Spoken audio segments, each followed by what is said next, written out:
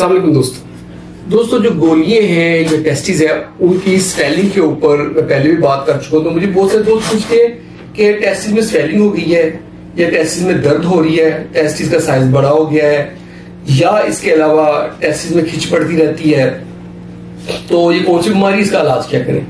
देखिए first of all तो हमें ये अल्ट्रासाउंड करवा के ये देखने की जरूरत है कि ये प्रॉब्लम है क्या, और थोड़ा सा एग्जामिनेशन से भी पता चल जाता है कि क्या हो सकता है।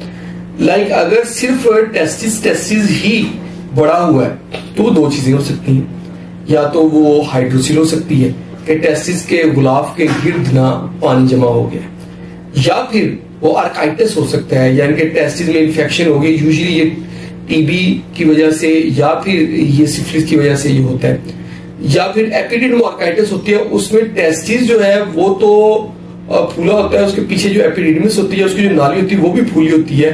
ये भी ऊपर से नॉर्मल होता है, यहाँ टेस्टिस स्क्रोटम शुरू हो रहा है, ऊपर से नॉर्मल है, सिर्फ खसिया बड़ा हुआ है।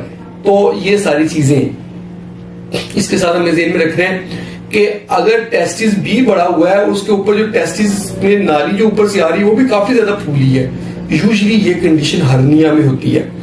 और इसके अलावा अगर टेस्टिस नॉर्मल है लेकिन जो ऊपर से नाली आ रही है वो फूली हुई है, उसको हाथ लगाने से ऐसे लगता है कि अंदर जो है ना सुंडिये हैं मोटी मोटी, या ऐसे रस्सी आ रही है, मोटी मोटी रस्सियां हैं 4-5, इस तरह की जब फील आती है ना मोटी रस्सियों की, तो ये वेरिकोसिल होती है। इसके अलावा जब हम अल्ट्रासाउंड करवाते हैं तो ये जो मैंने बीमारियां बताई हैं, आर्काइटिस, हाइड्रोसिल, हर्निया और वेरिकोसिल, इनके अलावा बाकी जो चीजें हैं जैसे सिस्ट ऑफ द कार्ड हो सकती है, जो इंग्वाइनल हर्निया हो सकता है, ये मुख्तलिफ कुछ चीजें भी हो सकती हैं, वो अल्ट्रासाउंड पे हमें क्लियर हो जाता है। इसलिए मैं अपने बहुत सारे दोस्तों को कमेंट में लिखता हूँ कि आप फौरन अल्ट्रासाउंड करा लें या डॉपलर करवा लें, डॉपलर से हमें चीजें क्लियर हो जाती हैं। जब हम ये करवाते हैं हमें डायग्नोज कंफर्म हो जाती है। तो इसमें एक चीज जो लास्ट बट नॉट लीस्ट और बहुत ही इंपॉर्टेंट है वो है ट्यूमर। जो टेस्टिस का ट्यूमर है, जो कैंसर है, उसकी निशानी ये होती है कि टेस्टिस जो है उसका साइज बहुत बड़ा हो जाता है और दर्द बिल्कुल नहीं होती, कोई दर्द नहीं होती, कोई फीवर नहीं होता। और जब हम टेस्टिस का डॉपलर करवाते हैं तो ब्लड सप्लाई कम हुई होती है, जबकि एपिडिडमोआर्काइटिस में ब्लड सप्लाई बढ़ चुकी होती है। ये इसका डिफरेंशियल होता है, इसलिए अल्ट्रासाउंड और डॉपलर ये दो चीजें बहुत इंपॉर्टेंट होती है। ट्रीटमेंट फिर हमने उसके मुताबिक करना होता है। हाइड्रोसील है तो उसमें हम पानी को निकाल देते हैं, वेरिकोसील है तो उसमें हम खून की नालियों को बांधते हैं, जो कार्बन डाइऑक्साइड वाला खून वहां ला रही है तो ठीक हो जाता है। आर्काइटिस या एपिडिडमोआर्काइटिस है तो एंटीबायोटिक्स दे देते हैं।